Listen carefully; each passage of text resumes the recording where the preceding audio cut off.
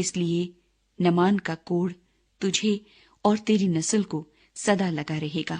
سو وہ برف سا سفید کوڑی ہو کر اس کے سامنے سے چلا گیا۔ کلہاڑی کے لوہے کی بازیابی۔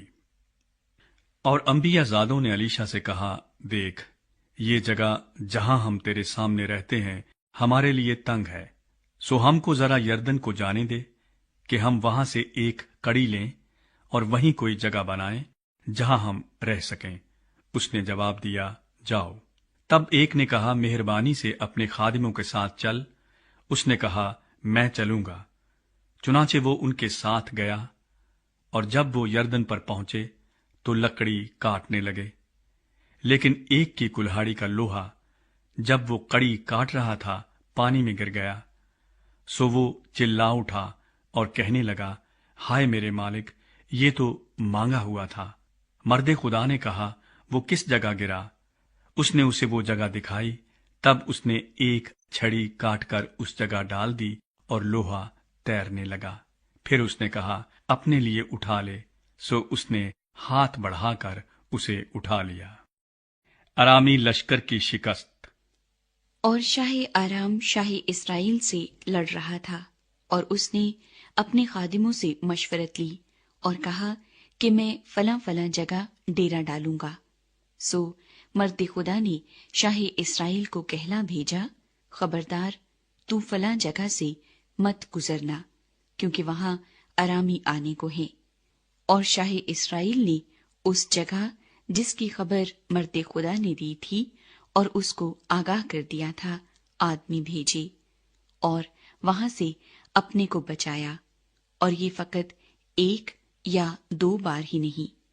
اس بات کے سبب سے شاہ آرام کا دل نہایت بے چین ہوا، اور اس نے اپنے خادموں کو بلا کر ان سے کہا، کیا تم مجھے نہیں بتاؤ گے کہ ہم میں سے کون شاہ اسرائیل کی طرف ہے؟ تب اس کے خادموں میں سے ایک نے کہا، نہیں اے میرے مالک، اے بادشاہ، بلکہ علیشا جو اسرائیل میں نبی ہے تیری ان باتوں کو جو تو اپنی خلوت گاہ میں کہتا ہے شاہ اسرائیل کو بتا دیتا ہے۔ اس نے کہا، جا کر دیکھو وہ کہاں ہے تاکہ میں اسے پکڑوا منگواؤں، اور اسے یہ بتایا گیا کہ وہ دوتین میں ہے۔ تب اس نے وہاں گھوڑوں اور رتھوں اور ایک بڑی لشکر کو روانہ کیا۔ سو انہوں نے راتوں رات آ کر اس شہر کو گھیر لیا۔ اور جب اس مرد خدا کا خادم صبح کو اٹھ کر باہر نکلا تو دیکھا کہ ایک لشکر ماں گھوڑوں اور رتھوں کے شہر کے چوگرد ہے۔ سو اس خادم نے جا کر اس سے کہا، ہائے اے میرے مالک، ہم کیا کریں؟ اس نے جواب دیا، خوف نہ کر، کیونکہ ہمارے ساتھ والے ان کے ساتھ والوں سے زیادہ ہیں۔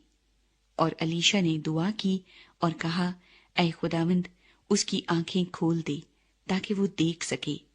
تب خداوند نے اس جوان کی آنکھیں کھول دی، اور اس نے جو نگاہ کی تو دیکھا کہ علیشا کے گردا گرد کا پہاڑ آتشی گھوڑوں اور رتھوں سے بھرا ہے۔ اور جب وہ اس کی طرف آنے لگے تو علیشا نے خداوند سے دعا کی اور کہا، میں تیری منت کرتا ہوں، ان لوگوں کو اندھا کر دے۔ سو اس نے جیسا علیشا نے کہا تھا ان کو اندھا کر دیا۔ پھر علیشا نے ان سے کہا، یہ وہ راستہ نہیں اور نہ یہ وہ شہر ہے، تم میرے پیچھے چلے آؤ اور میں تم کو اس شخص کے پاس پہنچا دوں گا جس کی تم تلاش کرتے ہو۔ اور وہ ان کو سامریا کو لے گیا۔ اور جب وہ سامریا میں پہنچے تو علیشا نے کہا، اے خداوند، ان لوگوں کی آنکھیں کھول دے تاکہ وہ دیکھ سکیں۔ تب خداوند نے ان کی آنکھیں کھول دی، اور انہوں نے جو نگاہ کی تو کیا دیکھا کہ سامریا کے اندر ہیں۔ اور شاہ اسرائیل نے ان کو دیکھ کر علیشا سے کہا، اے میرے باپ، کیا میں ان کو مار لوں؟ میں ان کو مار لوں؟ اس نے جواب دیا، تو ان کو نہ مار۔ کیا تو ان کو مار دیا کرتا ہے جن کو تو اپنی تلوار اور کمان سے اسیر کر لیتا ہے؟ تو ان کے آگے روٹی اور پانی رکھ تاکہ وہ کھائیں پیئیں اور اپنے آقا کے پاس جائیں۔ سو اس نے ان کے لیے بہت سا کھانا تیار کیا، اور جب وہ کھا پی چکے تو اس نے ان کو رخصت کیا، اور وہ اپنے آقا کے پاس چلے گئے، اور آرام کے جتھے اسرائیل کے ملک میں پھر نہ آئے۔ سامریا کا محاصرہ۔ اس کے بعد ایسا ہوا کہ بن ہدد شاہ ارام اپنی سب فوج اکٹھی کر کے چڑھ آیا اور سامریا کا محاصرہ کر لیا، اور سامریا میں بڑا کال تھا، اور وہ اسے گھیرے رہے یہاں تک کہ گدھے کا سر چاندی کے 80 سکوں میں اور کبوتر کی بیٹ کا 1/4 پیمانہ چاندی کے 5 سکوں میں بکنے لگا۔ اور جب شاہ اسرائیل دیوار پر جا رہا تھا تو ایک عورت نے اس کی دہائی دی اور کہا، اے میرے مالک، اے بادشاہ، مدد کر۔ اس نے کہا کہ اگر خداوند ہی تیری مدد نہ کرے تو میں کہاں سے تیری مدد کروں؟ کیا کھلیہان سے یا انگور کے کوہلو سے؟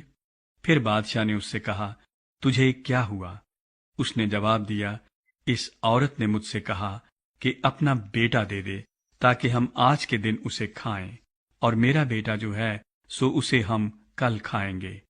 سو میرے بیٹے کو ہم نے پکایا اور اسے کھا لیا، اور دوسرے دن میں نے اس سے کہا، اپنا بیٹا لا تاکہ ہم اسے کھائیں، لیکن اس نے اپنا بیٹا چھپا دیا ہے۔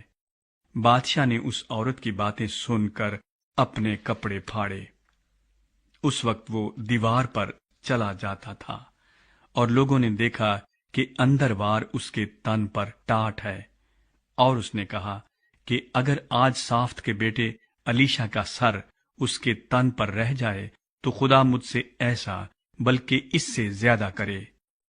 لیکن الیشا اپنے گھر میں بیٹھا رہا، اور بزرگ لوگ اس کے ساتھ بیٹھے تھے، اور بادشاہ نے اپنے حضور سے ایک شخص کو بھیجا، پر اس سے پہلے کہ وہ قاصد اس کے پاس آئے اس نے بزرگوں سے کہا، تم دیکھتے ہو کہ اس قاتل زادہ نے میرا سر اڑا دینے کو ایک آدمی بھیجا ہے۔